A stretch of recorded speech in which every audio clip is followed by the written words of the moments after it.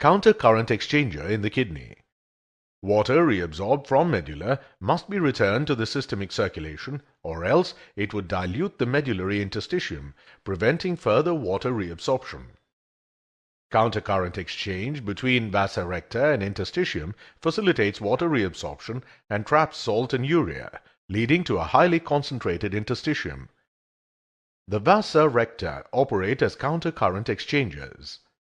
The two limbs of loop of Henle and the two limbs of vasa recta are adjacent and parallel. The descending limb of loop of Henle is also countercurrent with the ascending limb of loop of Henle. The same is true of the ascending limb of loop of Henle and the descending limb of vasa recta. The countercurrent exchange system helps to maintain the medullary interstitial osmolarity. Vasa recta are freely permeable to both solute and water throughout their length. There is no differential permeability in the two limbs of the vasa recta. Countercurrent exchange is a passive process. Water diffuses along the osmotic gradient and sodium chloride diffuses along its concentration gradient. Blood entering the descending limb of vasa recta is approximately 300 milliosmoles per liter, and blood leaving the ascending limb of vasa recta is approximately 325 milliosmoles per liter. There is only a slight increase in the solute content of the blood going out of the medulla, shows that the medullary concentration gradient is maintained as most of the solute is left in the interstitium.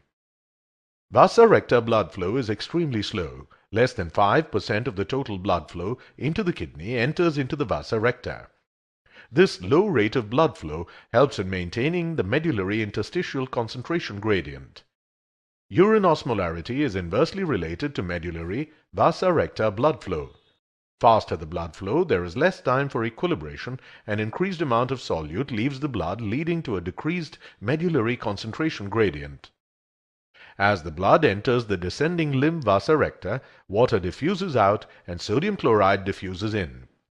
This helps the fluid in the descending limb of vasa recta to equilibrate with the increasing osmolarity of the medullary interstitial fluid from top to bottom, established by the counter-current multiplier. Water also diffuses out of the descending limb and into the fenestrated ascending limb of vasa recta. The fluid which enters the ascending limb of vasa recta is hypertonic. As the hypertonic blood ascends through the ascending limb of vasa recta, water diffuses in and sodium chloride diffuses out to equilibrate with the decreasing osmolarity of the medullary interstitial fluid from bottom to the top. The solutes also diffuse out of the ascending limb of vasa recta and into the descending limb.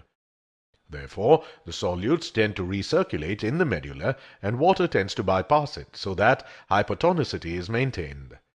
The process continues and equilibrium is never reached.